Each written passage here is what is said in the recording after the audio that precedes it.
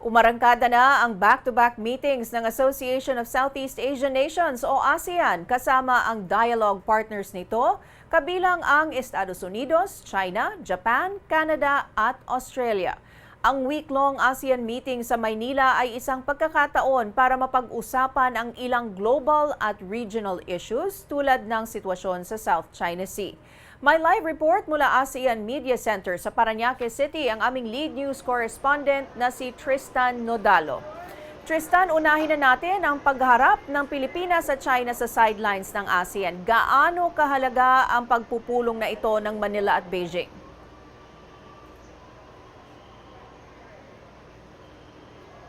Medyo hindi pinalampas ng Pilipinas ang pagkakataong ipahayag ang pagtutol at pagkondena nito sa naging engkwentro sa Ayungin Shoal, paglalabas ng China Daily ng mga racist monkey video at ang paglalagay ng floating barriers ng China sa Scarborough Shoal sa naging pagpupulong ni Foreign Affairs Secretary Teresa Lazaro at Chinese Foreign Minister Wang Yi. Ang high-level meeting ay itinuturing na isang critical moment sa bilateral relations ng Manila at Beijing. Bakit nga naman hindi? Dahil sa mga maging pag-uusapan sa naturang meeting, posibleng nakasalalay ang magiging direksyon ng bilateral ties ng Pilipinas at China, ang Code of Conduct sa South China Sea, pati na ang pagre-review sa Provisional Understanding ng Manila at Beijing sa Ayungin Shoal na naaprubahan noong 2024. Pero bago pa man ang pagpupulong, matatanda ang unang sumiklab ang panibagong tensyon sa West Philippine Sea matapos magkaroon ng komprontasyon ang Philippine Navy personnel at China Coast Guard sa Ayungin Shoal.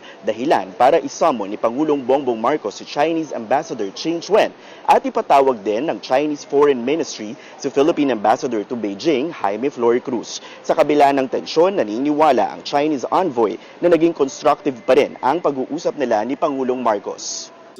My feeling is the beginning, it must be a very formal diplomatic protest, exchange harsh words with each other, that protect each other's position, finger to each other. But eventually, I think that's also thinking about those issues. How can we manage difficulties? How can we find solutions? So there knows a range of almost all the global issues related to international issues, or also the regional issues. So explain each other's intention, position, and true feeling.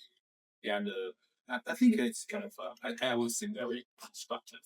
Naisagawa ang bilateral meeting ni Lazaro at Minister Wang kaninang hapon sa kabila ng sigalot sa South China Sea. Binigyang diin ng dalawang minister ang kahalagahan ng bukas na komunikasyon sa isa't isa. Maliban sa Philippine-China bilateral meeting, nagkaroon din ng pagpupulong ang ASEAN kasama ang mga dialogue partners nito tulad ng Australia, Canada, Russia, Japan at Estados Unidos. Sa ASEAN-US meeting, sinabi ni US State Secretary Marco Rubio na magpapatuloy ang investment ng Amerika sa regional bloc at hindi nito iaabandona ang ASEAN. Pakinggan natin ang naging pahayag ni Secretary Rubio.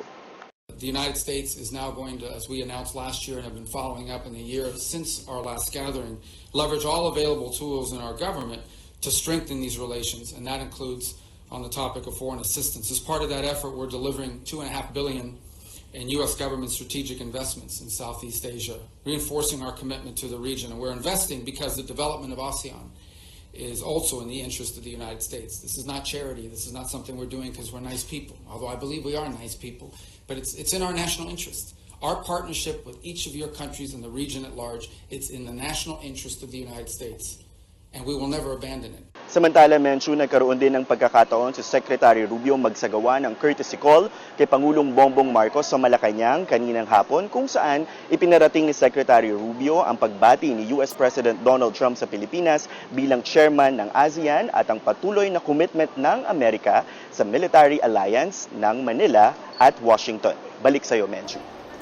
Tristan, nabanggit mo nga kanina yung Code of Conduct sa South China Sea. Isa sa mga inaabangan ng lahat ay yung outcome ng itong pag-uusap na ito. Ano na ang status nito mula sa mga naging pag-uusap?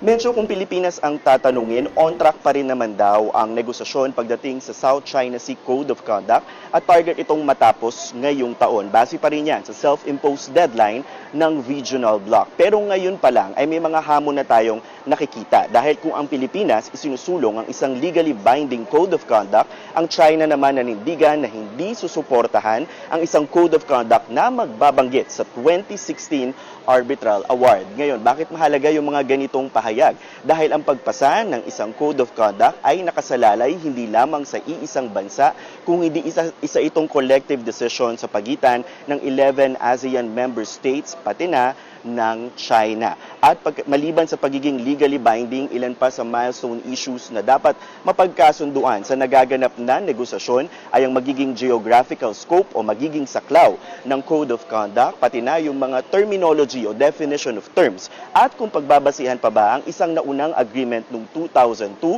sa ginagawa ngayong Code of Conduct. So yan ang aabangan natin kung magtatagumpay ba ang ASEAN matapos ang negosasyon ngayong taon. Balik sa'yo.